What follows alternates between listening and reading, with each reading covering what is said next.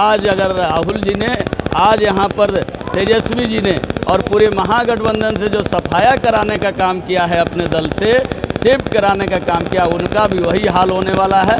चेतावनी है कि आप सचेत हो जाएं और ऐसे ही भगवान आपको सद्बुद्धि देगा। तो अभी तो 25 समीक्षा बैठक हुई, कार्यकर्ताओं का विचार लिया गया, उनका सुझाव लिया गया और नेताओं के द्वारा, प्रदेश अध्यक्ष के द्वारा, माननीय मुख्यमंत्री जी के द्वारा ये संकल्प को दोहराया गया कि अगले बार हम बांकीपुर की प्रचंड जीत हासिल करेंगे। अभी संपन्न हुआ है, उसमें किस प्रकार से विपक्षी अपने जो गलत एजेंडा और हमारी जनता को दिग्भ्रमित करने में किस प्रकार से सफल हो गए, इस बारे में भी कार्यकर्ताओं से उनका फीडबैक लिया गया।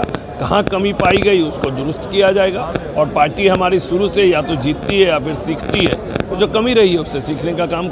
नमस्कार, आप देख रहे हैं न्यूज़ फोनेशन। मैं हूं आपके साथ है नरोत्तम। हमारे साथ है बीजेपी विधायक मनोज शर्मा है। समीक्षा बैठक हुई, बांकीपुर में कैसे हार हुई, क्या बात हुई? समीक्षा बैठक हुई, कार्यकर्ताओं का विचार लिया गया, उनका सुझाव लिया गया और नेताओं के द्वारा, प्रदेश अध्यक्ष के द्वारा, माननीय मुख्यमंत्री जी के द्वारा ये संकल्प को दोहराया गया कि अगले बार हम बांकीपुर की प्रचंड जीत हासिल करेंगे, बांकीपुर की जनता की सेवा करते रहेंगे और बांकीपुर की जनता के सुख दुख में हम लोग सभी कार्यकर्ता खड़े रहेंगे। कार्यकर्ताओं ने क्या फीडबैक दिया, कैसे हार हुई? कार्यकर्ताओं ने कुछ नहीं, कार्यकर्ताओं ने जो फीडबैक दिया वो अफसोस कर रहे थे कि ये चुनाव हम लोग हार गए।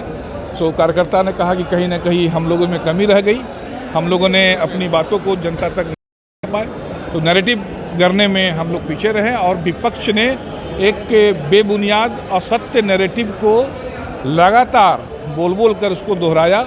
उसको हम लोग काटने की जरूरत है, ऐसा हम लोग समझते हैं। ऐसा कार्यकर्ताओं का विचार था। सबसे मजबूत सीट पर चुप कहाँ हो गई? देखिए, जनता है, जनता का जनादेश हम विनम्रता से स्वीकार करते हैं, कोई चूक नहीं हुआ।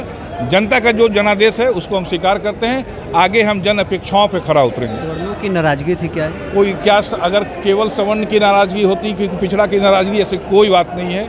यहाँ भारतीय जनता पार्टी किसी एक वर्ग की राजनीति नहीं करती है, सभी वर्ग की राजनीति करती है और हम लोग पुनः विजयी होने का संकल्प के साथ में इस मीटिंग से बाहर निकले। बीजेपी विधायक संजय गुप्ता हमारे साथ बातचीत करने के लिए हैं। समीक्षा बैठक हुई, क्या बात हुई? ये समीक्षा हम लोगों का जो आगामी कार्यक्रम है, हर घर तिरंगा यात्रा को लेकर के, और पूरे बिहार में एक एक घर में कैसे तिरंगा हो, राष्ट्रभक्ति की भावना जागृत हो। और पटना में भी एक बड़ा कार्यक्रम होगा जिसमें माननीय मुख्यमंत्री जी उसमें भाग लेने वाले हैं। और उसी तरीके से संत शिरोमणि रविदास जी का जो कार्यक्रम है उसमें भी हम लोग ज्ञान भवन में 7 अगस्त को वो कार्यक्रम करने वाले हैं। उसकी तैयारी को लेकर के और आगामी कार्य योजना को लेकर के भी हम सब लोगों ने बैठक में चर्चा किया है। साथ ही बांकीपुर उपचुनाव को लेकर के बांकीपुर के मतदाताओं ने जो भरोसा लगातार लंबे समय तक हम लोगों के ऊपर जता के रखा, उसके लिए भी उनको धन्यवाद और आभार देते हुए यह भी हम लोगों ने कहा है कि आगे भी एक एक कार्यकर्ता और हम सभी लोग बांकीपुर के लोगों के साथ खड़े हैं, जिस प्रकार से पहले खड़े थे। और साथ ही जो आज आत्मघाती कदम आरजेडी, कांग्रेस और महागठबंधन के लोगों ने अपना वोट शिफ्ट कराया है, उनको बस इतना ही मैसेज देना चाहते हैं।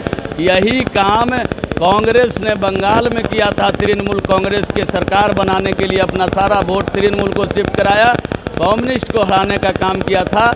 आप में केजरीवाल जी को हराने के लिए कांग्रेस का वोट शिफ्ट केजरीवाल में हुआ, लेकिन दिल्ली से भी कांग्रेस का सफाया, बंगाल से भी कांग्रेस का सफाया। आज अगर राहुल जी ने आज यहाँ पर तेजस्वी जी ने और पूरे महागठबंधन से जो सफाया कराने का काम किया है, अपने दल से शिफ्ट कराने का काम किया, उनका भी वही हाल होने वाला है। चेतावनी है कि आप सचेत हो जाएं और ऐसे ही भगवान आपको सद्बुद्धि देगा। तो अभी तो 25 से नीचे सीट पे हैं, आगे और आपका क्या होगा आप आगे देखिए। बीजेपी विधायक रत्नेश कुशवाहा हमारे साथ बातचीत करने के लिए हैं। समीक्षा बैठक बुलाई गई थी, क्या बातचीत हुई? पार्टी के सामान्य संगठन की जो बैठकें होती हैं उसी में पार्टी की तैयारियों की समीक्षा, जो आगे में कई कार्यक्रम है, संत रविदास जी की जयंती है या फिर तिरंगा यात्रा, ये सारे विषयों पर समीक्षा ली गई। साथ ही साथ बांकीपुर चुनाव भी संपन्न हुआ है, उसमें किस प्रकार से विपक्षी अपने जो गलत एजेंडा और हमारी जनता को दिग्भ्रमित करने में किस प्रकार से सफल हो गए, इस बारे में भी कार्यकर्ताओं से उनका फीडबैक लिया गया। कहाँ कमी पाई गई उसको दुरुस्त किया जाएगा और पार्टी हमारी शुरू से या तो जीतती है या फिर सीखती है, जो कमी रही है उससे सीखने का काम करेंगे।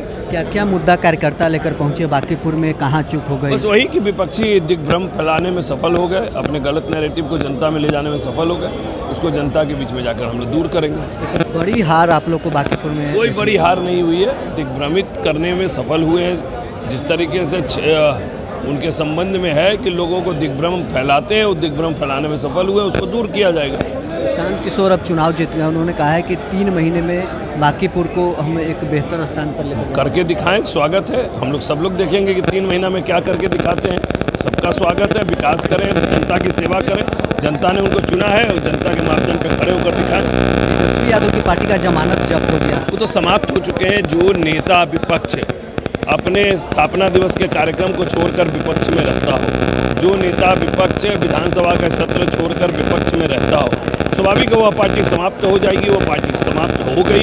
यह चुनाव दिखा दिया कि राष्ट्रीय जनता दल अब अपने अस्तित्व की लड़ाई लड़ रहा है।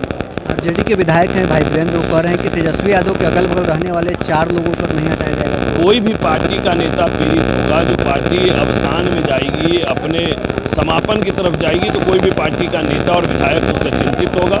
भाई वीरेंद्र वरिष्ठ नेता हैं, राष्ट्रीय जनता दल के बड़े नेता हैं, और वो जब कोई बात बोल रहे हैं तो उसमें बिल्कुल सत्यता होगी कि उनके आसपास के लोग कहीं ना कहीं तेजस्वी यादव जी को संगठन और बिहार से दूर कर दिए। बीजेपी विधायक रत्नेश कुशवाहा हमारे साथ बातचीत कर रहे थे।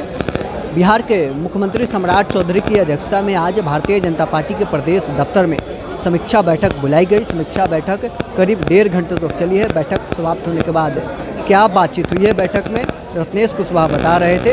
कई अहम मुद्दों को लेकर इस बैठक में बातचीत हुई है। बांकीपुर में कैसे हार हुई, कहाँ चूक हुई, इन तमाम सवालों को लेकर हम रत्नेश कुशवाहा से बातचीत कर रहे थे। उनका क्या कुछ कहना था आपने सुना है। बहरहाल इस क्रम में इतना ही, आप बने रहे न्यूज़ 47 के साथ।